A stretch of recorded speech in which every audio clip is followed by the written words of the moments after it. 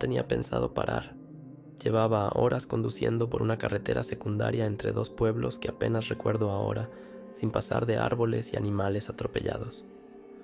Me detuve cuando vi el letrero Splash Haven, diversión familiar desde 1987. Medio cubierto de enredaderas con una flecha apuntando a la izquierda. No decía que estuviera abierto, no decía que estuviera cerrado, pero los árboles casi se habían tragado la entrada. Parecía abandonado, debería haber seguido conduciendo. En cambio, di la vuelta. La puerta estaba oxidada y abierta. El aparcamiento estaba agrietado y cubierto de maleza. No había grafitis ni cristales rotos, solo quietud, como si el lugar nunca hubiera sido encontrado por vándalos, o tal vez nunca hubiera importado lo suficiente. Apagué el motor, salí, subí la colina detrás del edificio principal. Desde lo alto podía verlo todo. Toboganes descoloridos que se curvaban en cuencas vacías, casetas de aperitivos derrumbadas sobre sí mismas, algas incrustadas en los bordes de hormigón de las piscinas. No quedaba color en nada, solo podredumbre y silencio. Caminé. La piscina principal estaba seca, agrietada por completo. Su plataforma de buceo se había derrumbado, la escalera retorcida como un pretzel. La piscina para niños estaba llena de hojas y ranas muertas. El río artificial se había secado por completo, excepto por un charco cerca de un túnel oscuro en el extremo más alejado. Un túnel de filtros. No entré. Lo que me llamó la atención fue la caseta de bombas. Estaba escondida en la esquina trasera de la propiedad. Un edificio bajo de ladrillo con rejillas de ventilación y una pesada puerta de acero ligeramente entreabierta. Me acerqué. Había profundos arañazos en la pintura cerca de la manilla, no marcas de garras, marcas de herramientas, como si alguien hubiera escapado o entrado. Dentro había humedad, no olía a nada, solo calor y silencio mecánico, estanterías llenas de jarras de productos químicos agrietadas, cajas vacías, una bombilla fluorescente muerta colgando suelta. Encendí mi linterna y seguí el camino, pasando las consolas de bombeo y los tanques de filtración. Me detuve cuando vi el colchón, enrollado en la esquina más alejada, junto a un par de botas y una pequeña estufa de camping. Alguien vivía aquí. Debería haberme ido, pero no lo hice. Me acerqué. Las botas estaban húmedas, recién usadas. La estufa olía ligeramente a proteína. Atún, tal vez. Entonces oí cerrar una puerta. No la que yo había atravesado. Otra puerta. De metal. Cerrada. Apagué la luz. Esperé. Me apoyé contra los bidones de productos químicos. Escuché. Nada. Pero el aire ahora parecía extraño, pesado, cargado, como si la propia habitación estuviera prestando atención. Entonces comenzó el ruido blanco. Al principio pensé que era presión, viejas líneas de aire o tuberías, pero era demasiado rítmico, desigual, como una respiración. Luego vino el clic de algo duro sobre el hormigón, una vez, luego 2 veces, luego nada. Me alejé hacia el pasillo principal, lento, cuidadoso, y me detuve cuando vi un trípode de cámara en el centro de la habitación. No había estado allí antes, ninguna cámara, solo el trípode, patas extendidas, aún abierto. Alguien lo había colocado frente al colchón. Lo dejé en paz, pasé de largo, doblé la esquina. Vi un destello de luz delante, tenue, azul, procedente de una habitación en la que aún no había entrado. Me acerqué sigilosamente y vi una pared de monitores, transmisiones de seguridad. viejos, en blanco y negro, granulados. La mayoría mostraban estática, pero uno estaba activo, en bucle. Mostraba a una mujer sola, caminando por el túnel del río lento, sin sonido, solo imágenes granuladas. Pero aquí está la cosa. Llevaba puesto lo mismo que yo, la misma sudadera con capucha, los mismos pantalones, la misma mochila. Me di la vuelta. Estaba de pie en el otro extremo de la habitación, quieto, frente a mí. No era grande, no llevaba máscara, solo era un hombre, pálido. Sostenía un cable en una mano, del tipo que se usa para atar cables o precintos. No dije nada. Él no se movió. Yo retrocedí. Él dio un paso adelante. Yo corrí, a través de la oscuridad, tropezando con mangueras, chocando contra cajas. Lo oí detrás de mí, no corriendo, solo caminando rápido, con determinación. Salí a toda velocidad por la salida. No alcancé las escaleras, aterricé con fuerza y rodé. Mi mano golpeó la grava. Me impulsé y no miré atrás hasta que estuve en el coche, con el motor en marcha y los neumáticos desgastando la tierra. No me siguió, pero antes de alejarme eché un vistazo a la cima de la colina, el mirador desde donde vi el parque por primera vez. Ahora había alguien allí de pie, no él, alguien más. Viendo cómo me iba, pensé en ir a la policía. De verdad, pero ¿qué iba a decir? Que me había colado en una propiedad privada y había encontrado un colchón y a un hombre que no hablaba. No había nombres, ni imágenes, ni pruebas. Solo la sensación de que si lo denunciaba, alguien podría venir a asegurarse de que no lo hiciera. Así que lo dejé estar.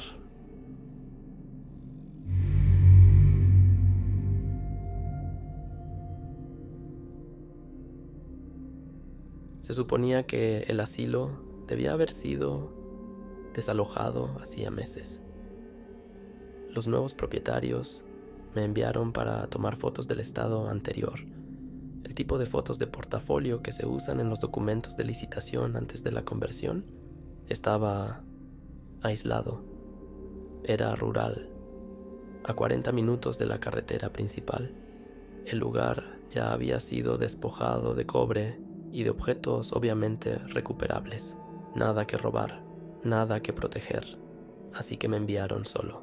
El lugar tenía 4 alas: administración, habitaciones de pacientes, terapia y medicina. Aparqué cerca del bloque de administración y entré por una entrada lateral. La puerta principal se había derrumbado. Demasiado obvio, demasiado abierto. Tomé fotos mientras avanzaba. No era artístico, solo documentación: azulejos agrietados, techo podrido, sillas rotas, pasamanos rotos, todo típico. No fue hasta que llegué al ala médica que algo me pareció extraño. Lo primero que noté, olía mal, no como moho o papel viejo, sino como plástico y sudor. Sudor reciente. Lo segundo, el polvo estaba revuelto.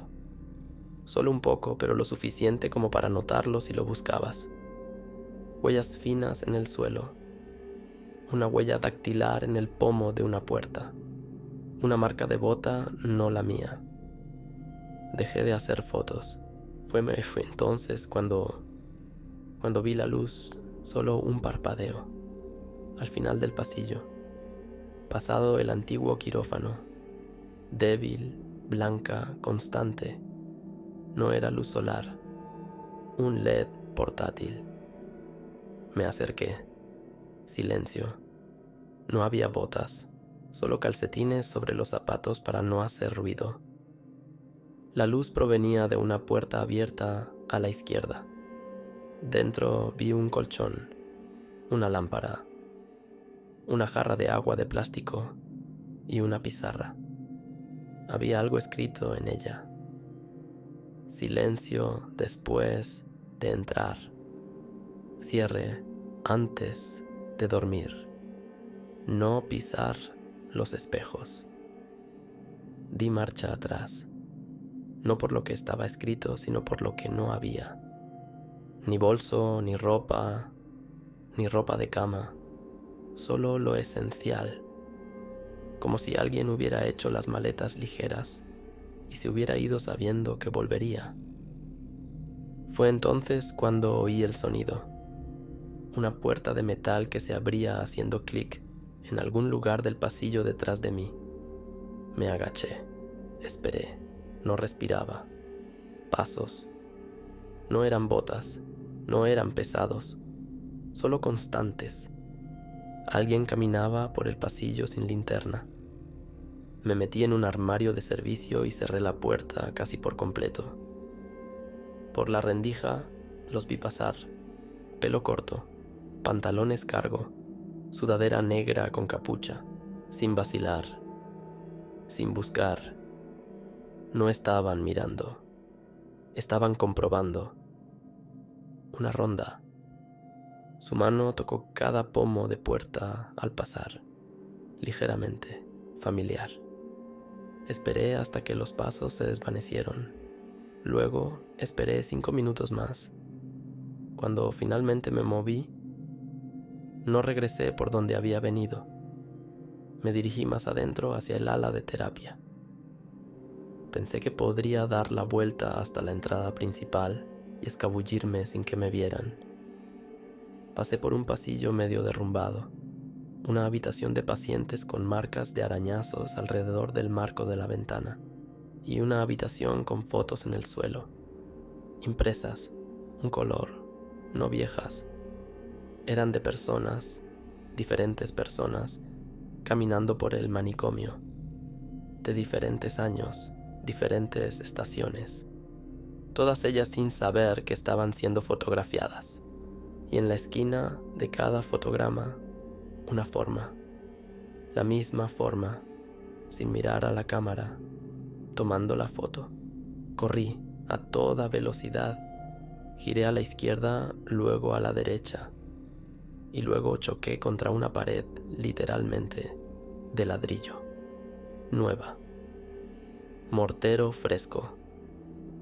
Habían sellado parte del edificio, a propósito, para controlar el movimiento. Di media vuelta, tomé el pasillo hacia las escaleras, solo para encontrarlas bloqueadas con un armazón de colchón atado en su lugar.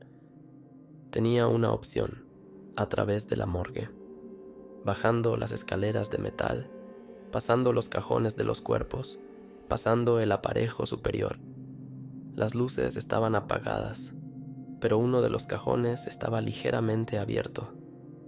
Y la cámara que vi en las fotos estaba justo encima, aún grabando. El pasillo detrás de mí crujió. Quien quiera que estuviera aquí me había visto todo el tiempo. Salí atravesando una puerta enjaulada con un tanque de oxígeno roto. No paré de conducir hasta cruzar el límite del condado. No presenté una denuncia. La empresa nunca hizo un seguimiento. Pero 6 meses después, busqué en el archivo en línea de ese edificio fotos antiguas tomadas a lo largo de los años.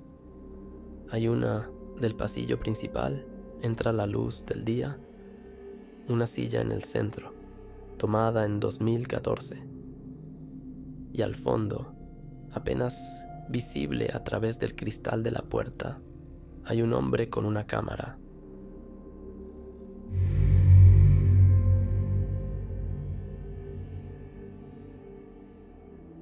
No busco edificios abandonados por la emoción o el contenido.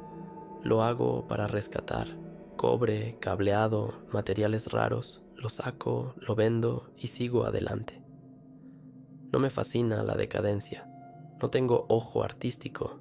Simplemente voy donde la gente ya no va. El edificio formaba parte de un centro de rehabilitación abandonado en el bosque. 3 plantas, paredes de piedra.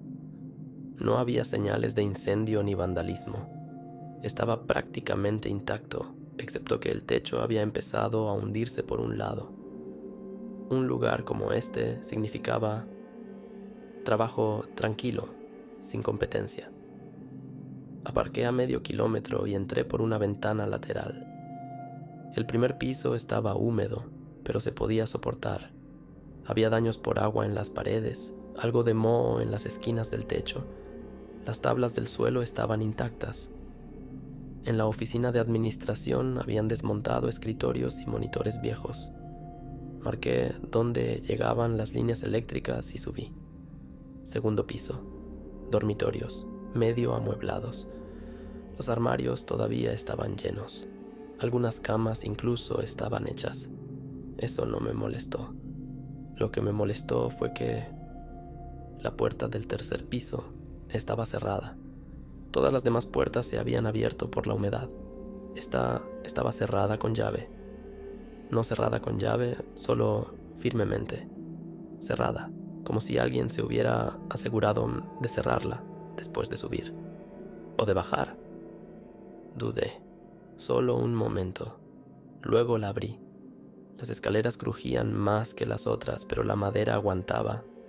En la parte superior había un pequeño vestíbulo, tenuemente iluminado por tragaluces rotos. La pintura se desprendía de las paredes en largas tiras rizadas. Hacía más frío allí arriba. No helaba, pero hacía frío. No suelo fijarme en esas cosas. Primera habitación, vacía. Segunda, un colchón empapado. Tercera, nada más que un ventilador volcado y una lata de Coca-Cola aplastada. Parecía que el suelo se había derrumbado parcialmente hacía años. La cuarta habitación tenía un armario, ligeramente abierto. Me acerqué. Noté el olor, acre, químico, fuerte, como amoníaco, pero distinto. Abrí el armario. Nada dentro, solo una gruesa bolsa de basura negra bien atada en la parte superior. Algo en ella me hizo retorcer el estómago. No la toqué, solo volví a cerrar la puerta. Di un paso atrás, entonces lo oí. La puerta de la escalera se cerró, en silencio, de forma intencionada. Me quedé inmóvil, escuché nada, ni pasos, ni voces, ni eco. Solo silencio. Pero había cambiado, el tipo de silencio que espera. Me retiré al pasillo. Busqué la palanca atada a mi mochila. Caminé lentamente hacia las escaleras haciendo que mis botas aterrizaran en silencio. Cuando llegué a la parte superior de la escalera, miré hacia abajo. La puerta estaba cerrada de nuevo. Yo no la había cerrado. No me moví. Solo miré fijamente. No se oía ningún sonido, ni siquiera el viento a través de las ventanas rotas. Observé durante un minuto entero antes de bajar un escalón. Ningún crujido. Ese era sólido. Volví a bajar. En el tercer escalón, algo se movió debajo de mí, no ruidosamente, no agresivamente, solo lo suficiente para decir, no estás solo. No dije nada. No me moví.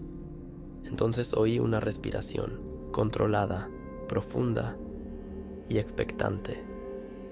No estaba lejos, debajo de las escaleras, tal vez en el rellano. No podía ver. Subí de nuevo, lentamente. Mi bota rozó un trozo de cristal y se oyó un ligero chasquido. La respiración se detuvo. No esperé. Volví al pasillo y me metí en la habitación más cercana. Cerré la puerta de golpe y empujé el armazón roto de la cama contra ella. No tenía cerradura, solo metal sobre madera. Saqué mi teléfono. No había señal. Apagué la linterna. Me senté contra la pared. Escuché. 10 minutos. Nada. Entonces, en silencio, la manija de la puerta giró. No se sacudió. Giró. Y se quedó así, como si quien estuviera ahí, fuera, quisiera comprobar si ya había movido la cama. No respiré. La manilla se soltó. No oí pasos, solo el suelo crujiendo lentamente, a medida que el peso se desplazaba hacia la habitación de al lado. Lejos de mí, habitación por habitación. Me quedé hasta que cambió la luz, tal vez 3 horas. Luego me moví, con cuidado, lentamente.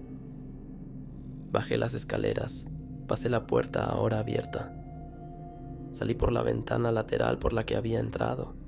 No miré atrás, no corrí. Volví una semana después. Traje a un amigo, armado, a mediodía. Encontramos la puerta del tercer piso abierta de nuevo. Pero, ¿en ese armario? La bolsa de basura había desaparecido.